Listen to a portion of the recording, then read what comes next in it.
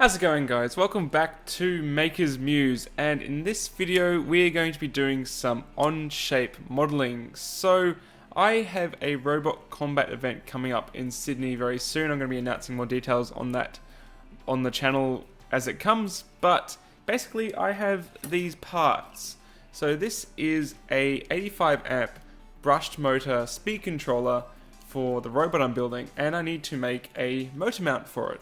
Because you can see in past I've used Velcro, which is kind of not the best solution. I mean, it works, but I'm looking at designing something that actually holds it down with some screws or something along those lines. And I'm kind of thinking they get pretty hot, so maybe if I can whack a fan onto it, something like that. So I've got two of them. I've got one of them, and I'm going to be putting a fan onto it and ordering a second one, because clearly that one's stuffed. Anyway, let's get into it.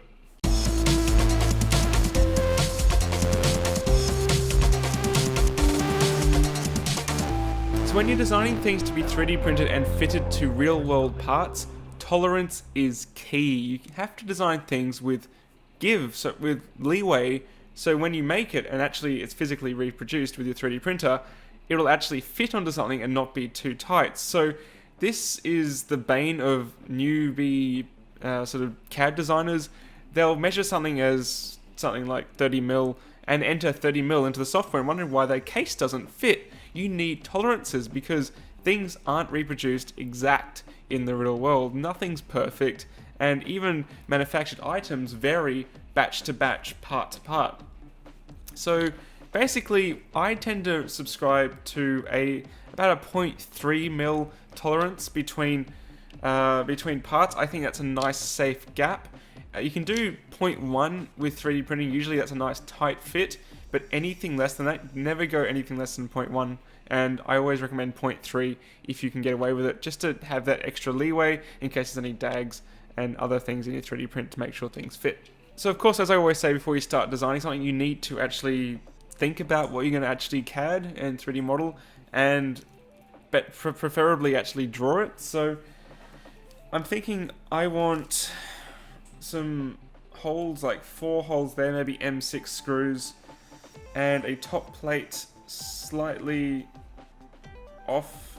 I might even rotate the fan so it's like that, and then just secure 2 screws. The fan's not too critical. Because the reason I'm saying that is the holes would otherwise collide with the speed controller there. So just to quickly draw it. So this is just a really super rough drawing. You see I'm starting to flesh out this sort of clip that will go, oh, this is reverse, that would go over the speed controller and then screw onto the chassis with 4 points, probably M6, and then the fan at the top. You don't need to really try, just you need to get the idea in your head and put it onto paper, then launch your CAD software. So, pretty happy with that. I'm going to go into Onshape and start a new document.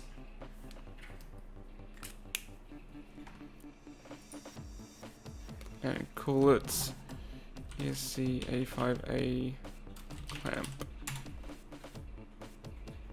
And a loop. And I don't know about you, but Onshape's been very, very laggy for me lately. I'm actually using the 4G internet for this because it just does not work on my standard ADSL at all. So, to measure things accurately, you will need a pair of calipers.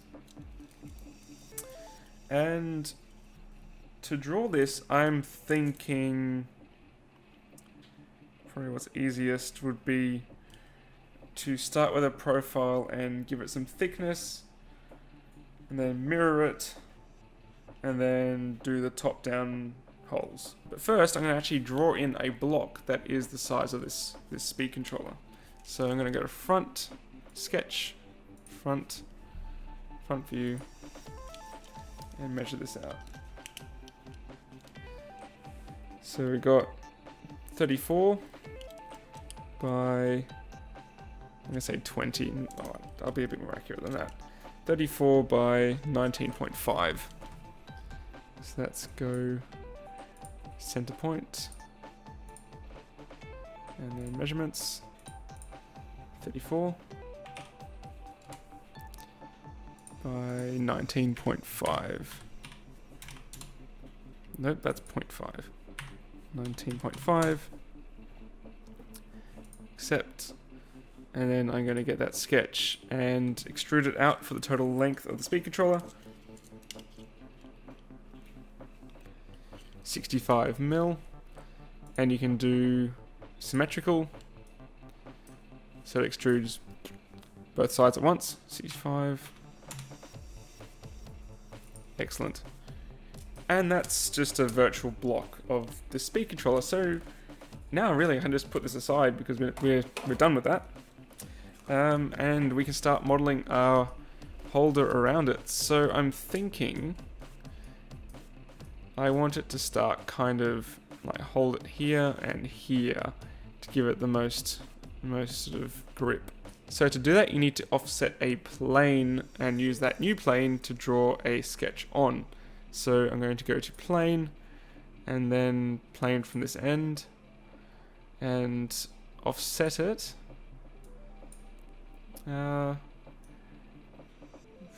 Actually I can be even more precise. I can select this plane as well and then make it mid-plane. So that's going to make it exactly middle to those two planes. Just like conventional drawing, the aspects of a successful sketch are its foundations. So now we've got that plane, we can make a new sketch. Make sure we have the right one selected, yes. And front view. And this is where I'm thinking of doing those little hoopy catchy bits, whatever you want to call them. And I'm going to draw them in by starting with the offset tool. So offset, and this is the tolerances I was talking about. So I'm going to offset this inner line. Yep. Nope, let's go back to it. By 0.3. And that's going to give us the tolerances around our original part. So if you don't do this, if you just start drawing directly on it, you will have no tolerance, which means when you 3D print, if your print shrinks or your printer's not calibrated right, you will get a failed part because you won't be able to stretch it around.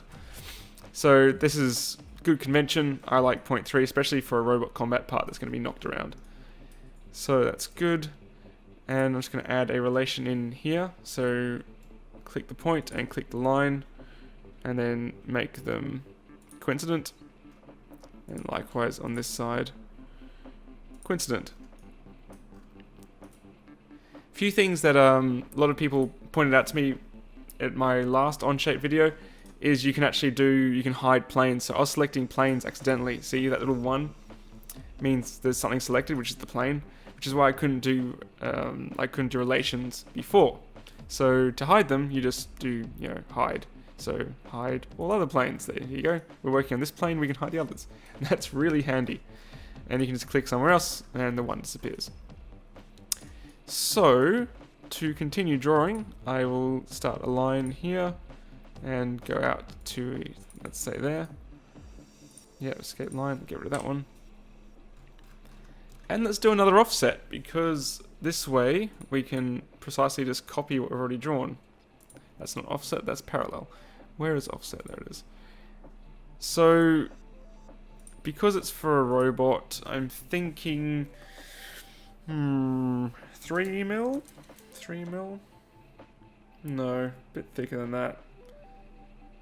6. Let's go 6 mil thick. I'm going to print this at almost 100% infill as well, so it's really tough. So let's go 6. And then go to the measurement. And we need enough room for an M6. So some basic maths, M6 is 6 mil in diameter, obviously. We want enough meat around that screw so it doesn't rip out. So let's say we want 3 mil around the screw, so it's M6, 6, plus 3, plus 3.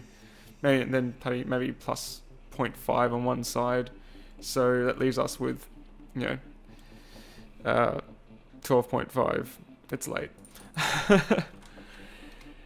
Let's go with 12.5. Well, I didn't like that. Did I enter something horribly wrong? There we go. That's more like it. And then we can just drag this out. Cap it off. So just stick a line down there. Escape line.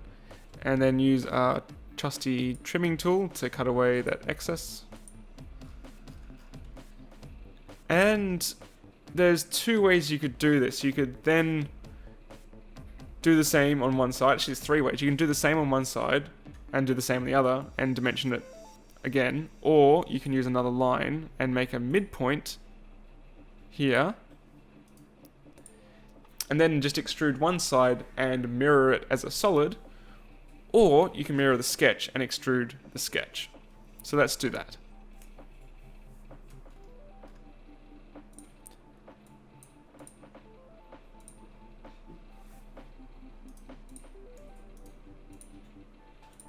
So I'm going to make this center line coincident, and I'm also going to, also going to make it construction, and then I'm going to go to mirror, and we can select all our lines that need to be mirrored. Simple as that. Looks pretty good to me. Escape mirror. And that's our little clappy bit, well, the start of it. It's pretty blocky. I am going to round it off. So there's two ways you can add roundness or radius to your shapes. You can either do it in the sketch. I could add a sketch fillet, or I can fillet them as a solid. And I'm going to prefer to fillet them as a solid because you get a bit more control and it's a bit easier. So happy with that. Nothing's touching the main part. Finish, exit the sketch, and now extrude. So, like I said, you need to have enough room for that M6. So, like I said, M6 plus 3 plus 3. I'm going to just do that, so 12. And I'm going to go symmetrical once again. Like so.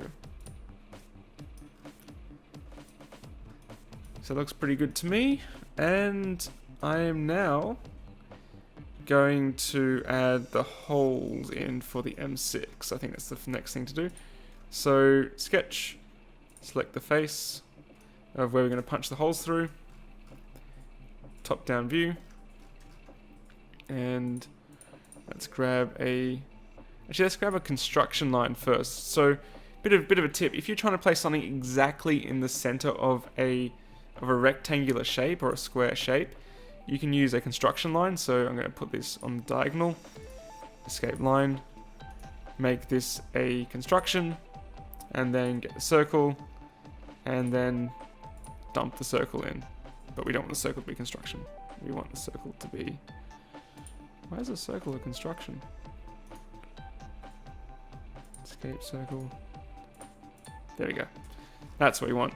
So it's exactly bang on center, even though we did 12.5, which is a bit strange, and you have to do various maths to do it in the center using the dimensioning tool.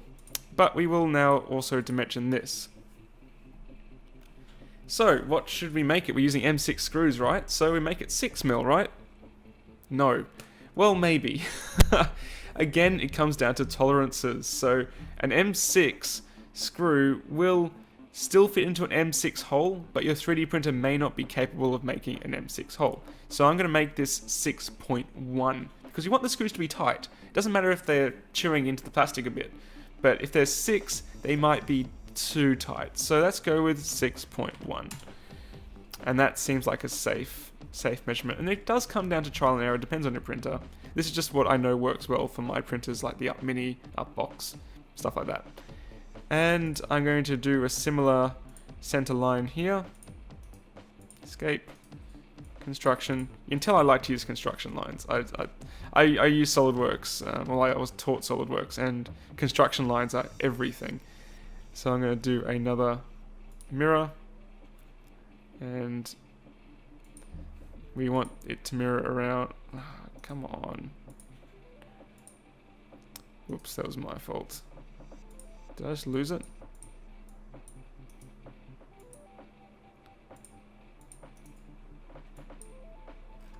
Wow. I just lost it. Can I go back? Right, so I don't know what happened there. I actually lost the sketch, which is unusual. I might have closed it and, yeah, gotten rid of it by accident. But there we go. So we've mirrored the circle across, and now we can do a extrude cut and punch a hole through the part.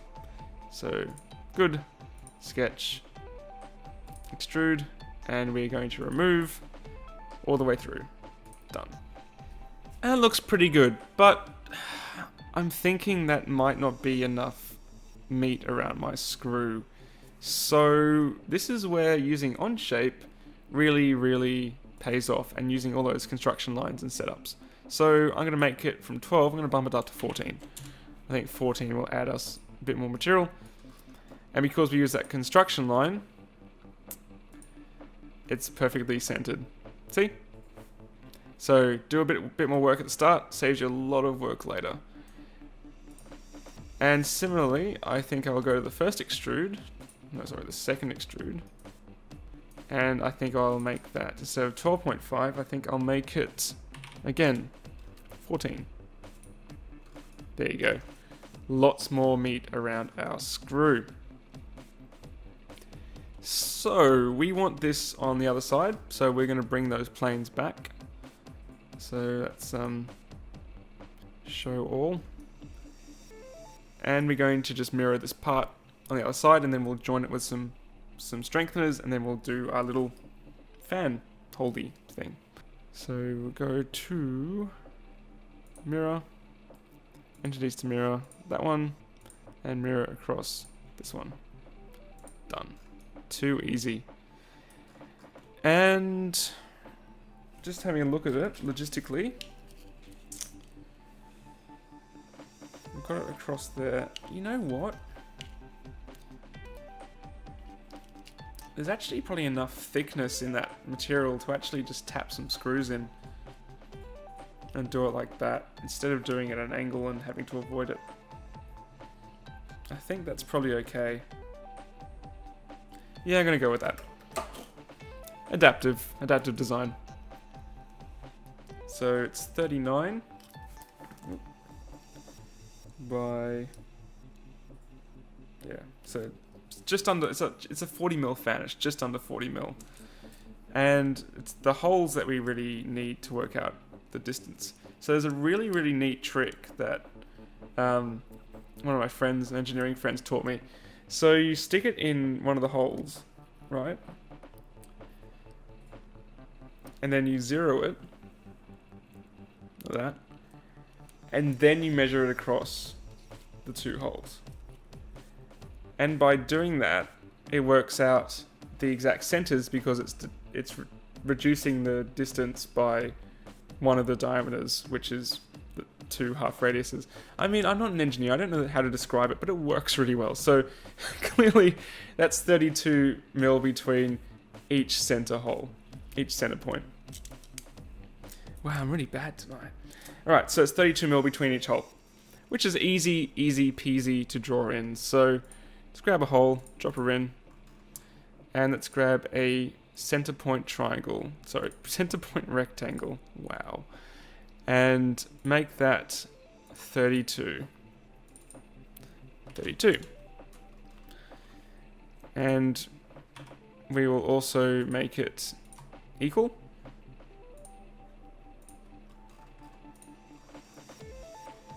And I'm only really doing this just to visualize how the whole pattern works. You don't need to do it, but it helps me visualize it. So in terms of self-tapping screws, this is where you want interference. You want the holes to be smaller, so you have to force screws into it. So these holes are 3.5, which means they're designed for 3mm screws. They've got 0.5mm tolerance. Remember that tolerance? It's in industry. So I might make those holes 2. I'm thinking 2mm would give you enough meat to force a self-tap in. So I'm going to go to the dimension and make it 2. So it's pretty small, but you only have a little screw. Alright, so we now have our hole and we want to pattern it across. So then we use the pattern. And this is where I said you don't need this this square. It's really just for me to help visualize where they're going to end up. So I can actually just get rid of it for now.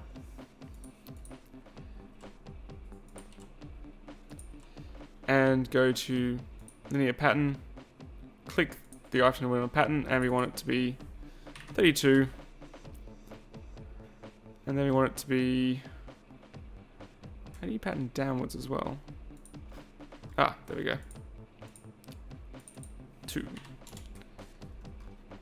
32. Too easy. It really is too easy. Okay, oops, went out of it. Awesome, so we've got our pattern, and now we just need to lock it into the center. So again, I'm just going to do a construction line between two of the patterned points. Select the line and select the point, and select center. Where's center? Midpoint. And it's gone all black, which means it is defined. And surprise, surprise, almost exactly in the center of our two pieces. It's almost like I planned it that way. So, we are done there. Take our sketch and punch some holes through. I might just actually go all the way down through it instead of having a blind hole. So let's go to remove and go all the way down. Yes, all the way through, thank you. And we're going to affect this part and this part. And so we can isolate it to only punch holes through those, and we're good to go.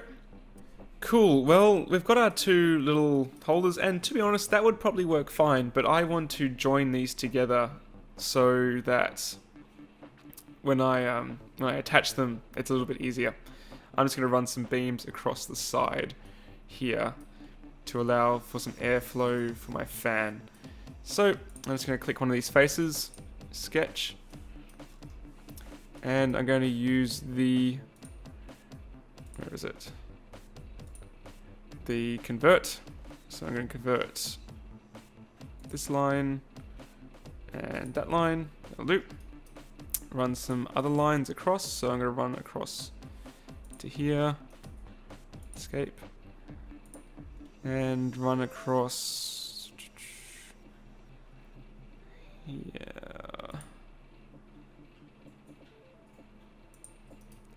Escape. And cut away the excess. It looks pretty good. And I'm going to mirror it afterwards, I think, so I'm good with that. Select my sketch. Extrude it across down into... select which ones I want to merge with. And blind's not the best for this. You usually want to do something like up to next, so it terminates at the point, in case you, for example, have a hole. And if you just do blind and guess, you might cut into that hole. So that's good. Happy with that. Yeah, that's starting to look a little bit... yeah, it's looking much better. And then I can go to mirror. And I can actually mirror a feature. So I'm going to mirror that extrude. And I'm going to mirror across the center plane. Pretty cool, hey? You can mirror bodies, features, sketches, pretty much everything. So really, that's it. That would work as a functional part, and most people would stop there, and yeah, it'd work fine. I'm going to go one step further and add some pretty little fillets. So here we have fillets, and some people go nuts for fillets. As I studied industrial design, a lot of people just chuck fillets on in the hope to make the design prettier. Sometimes it works, sometimes it really doesn't. So here we go, we're going to fillet this part, and I'm going to change that down to 3, and we're going to round off that edge, and that edge, that edge, that edge, that one, that one, that one, that one, and that one, that one. So I could have done a couple of these before the mirror, but I wanted to kind of hold off till right at the end to show you how fillets can transform a design. That's pretty good, and I could also round it off there, but not too much because it'll interfere with the screw. Oh, what about here? Ooh, yeah, let's do that one. That's looking nice. So that's pretty good. Oh, and let's do one there as well. Yep. Sweet. Sweet as. So that's good. And then we can do a new fillet, but make it maybe just 1.5. And we can fillet that edge, that edge, that one, that one. Perfect.